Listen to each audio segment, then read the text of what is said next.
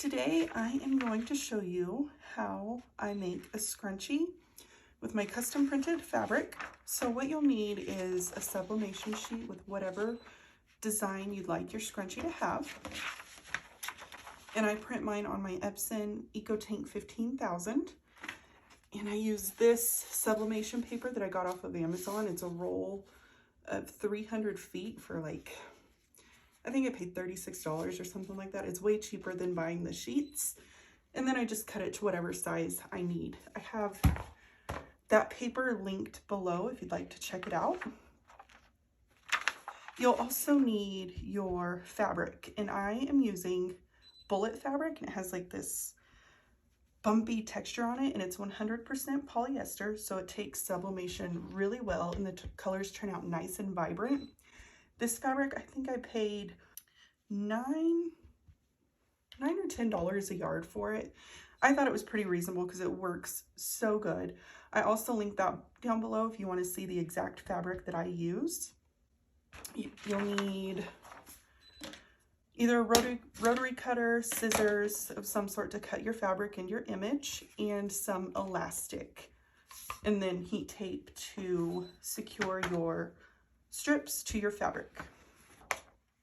To start, I'm going to cut my bullet fabric into a 5.5 inch wide strip. And I have taken it and I folded it into quarters so that I just have to cut a shorter piece here. So I'm gonna measure out 5.5. 1, 2, 3, 4, 5.5.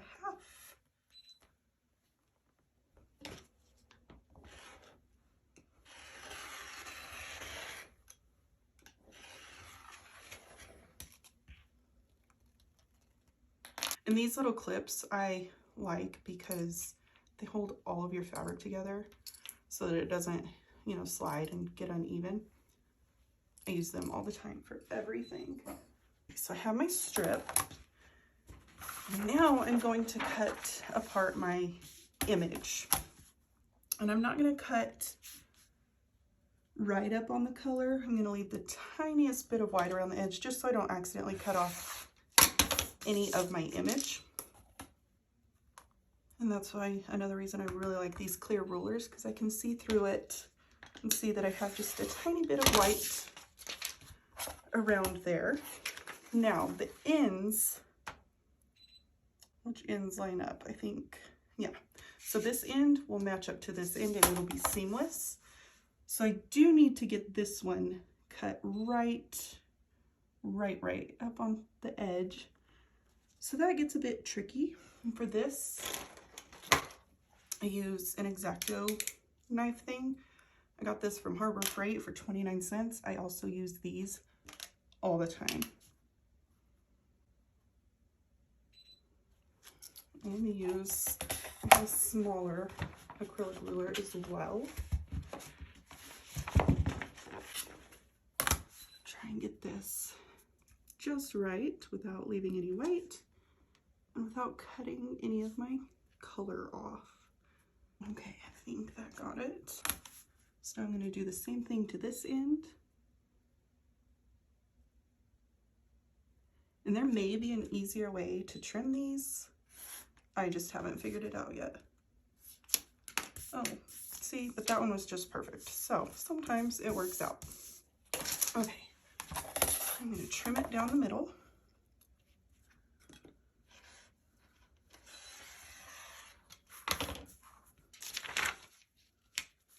Okay, so I have my two strips now. Get this out of the way. Each of these printed areas is 5.25 inches by 15.25 inches, because in the end I'm going to trim this fabric down to be 30 inches by 5 inches wide. Okay, now that I have those all trimmed up, I'm going to match up my ends here so that this is totally seamless once I've printed it or pressed it. And this is probably the hardest part of the whole thing because it does not always work out as planned. And one thing that would help is if I would have left more white, because I could tape a little easier, but sometimes I'm not thinking, so we get what we get. And then I'm going to fold my tape over to the back,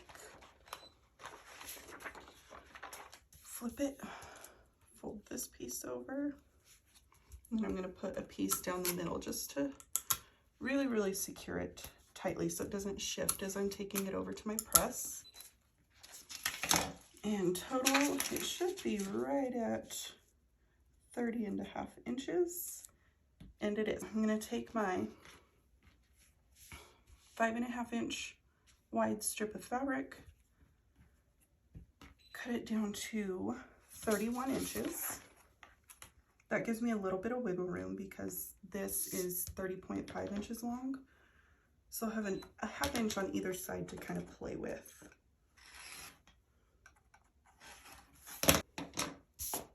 I'm going to flip this and just kind of center it roughly on my strip of fabric.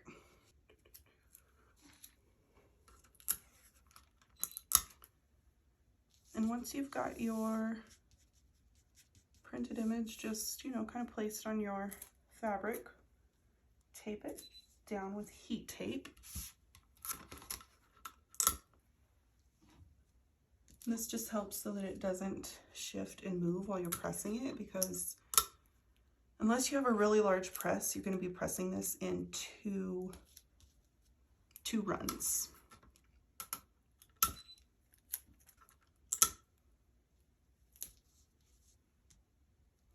And I think I forgot to mention, make sure your bumpy side of your fabric is what you have your image up against. That bumpy side is the right side of your fabric. You just want to make sure you don't print onto the back of your fabric.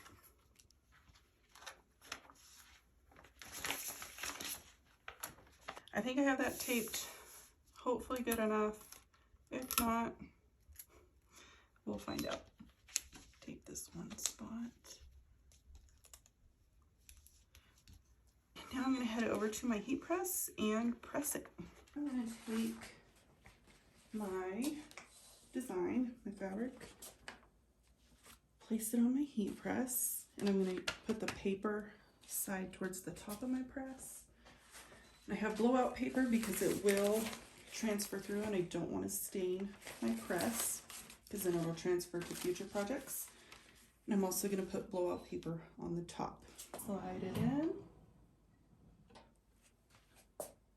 and press. I do 385 at medium to light pressure, more on the medium side for 55 seconds. Okay. Take it out. You can see there's the blowout I was talking about that I don't want on my press. Now I will flip my fabric around and do the same thing for the other side. 385 for 55 seconds. Alright.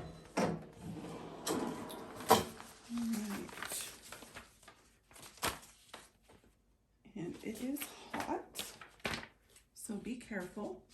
Now that we've pressed it, we are ready to take the paper and the tape off and see how we did. And this print, I'm so excited. This turned out even better than I expected. That, oh, my little seam.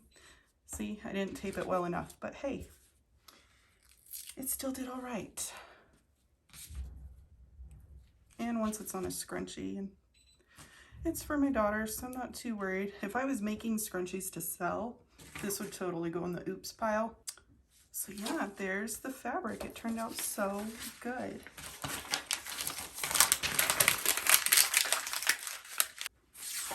The next step is to trim off all of our white border so that we can get it ready to pin up and sew into our scrunchie.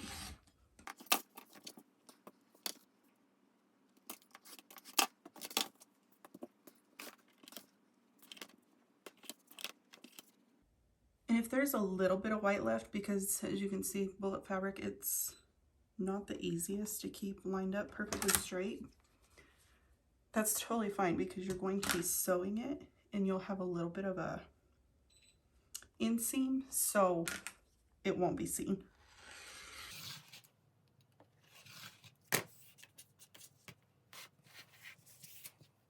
So like that part, it'll be stitched over and you'll never see it.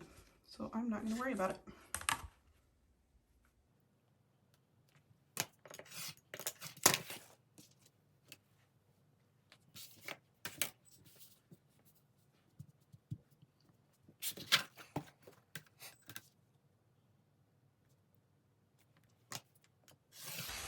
And I just lined my ruler up on the 5-inch mark, and I'm trimming it down to 5 inches.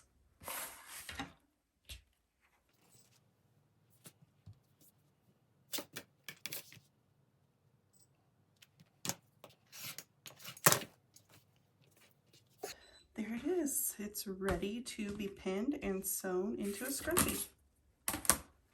Now you'll take your strip and place fabric right side together and sew together your short 5-inch seam.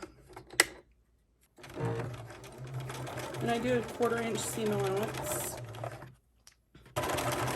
and I back stitch at the ends just to make sure it's secure and won't come undone.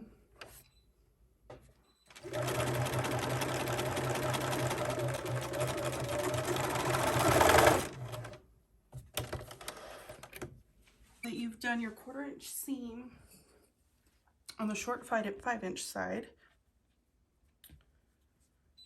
fold the top layer into each other, then fold this underneath layer onto itself and pin it either with these clips or sewing pins, just to secure it, because you'll want it to keep it from moving around, just to make it easier while you're sewing.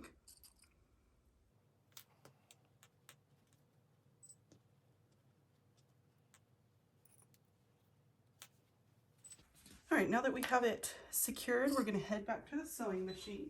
And now I'm going to actually switch to my walking foot, because on this stretchy fabric, it's just easier to sew.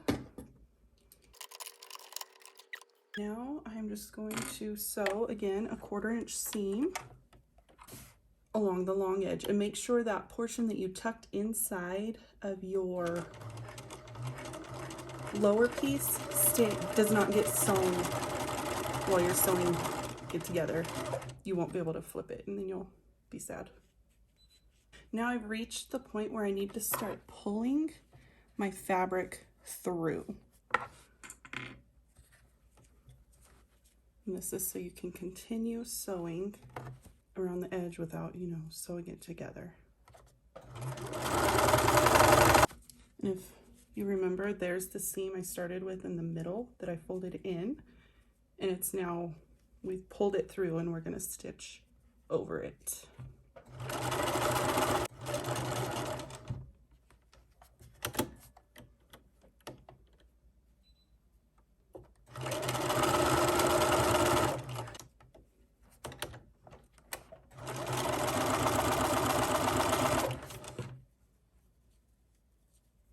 I'm not sure if you can tell, but what I have in the inside now is where I have sewn together. So that inside tube is now being stitched inside this portion, and I'm just pulling it through until I have about 1 inch to 3/4 of an inch remaining, so that I can then completely turn it right side out.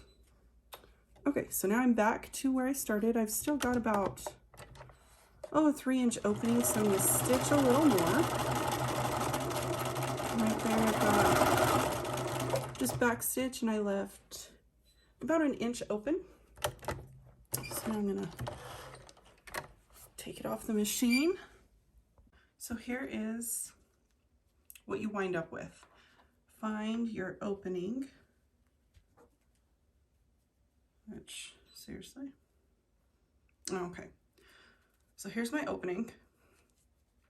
And I'm going to pull the inside tube of fabric out through that opening.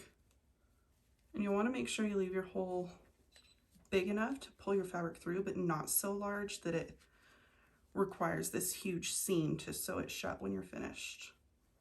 Okay, so I have pulled my fabric through. Here's my tube for my scrunchie. And now I will get a safety pin and thread my piece of elastic through my scrunchie. Take your safety pin and go through your elastic. You'll use this kind of like a needle to feed it through your scrunchie. I make it 6.5-ish inches.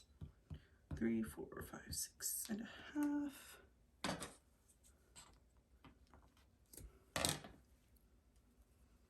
And then you find your opening again. Feed your safety pin through and just scrunch it around. Be sure you don't let your end go in there, or you're just going to be feeding the needle through, or the elastic through for no purpose. Okay, so there we are. Take this elastic out. And I would actually recommend using, this is, I think it's 1/4 inch elastic. And it's a little thin for my liking. I would recommend like 3/8 inch, but the 1/4 inch still works, and I've got a giant roll of it. So that's what I use. Now we're gonna head back to the sewing machine. I'm gonna stitch over my ends quite a few times so that it's got that extra strength so it doesn't come unsewn. Took it over to my machine and I sewed the elastic together. I stuck one of my labels that I made in there and stitched the opening closed.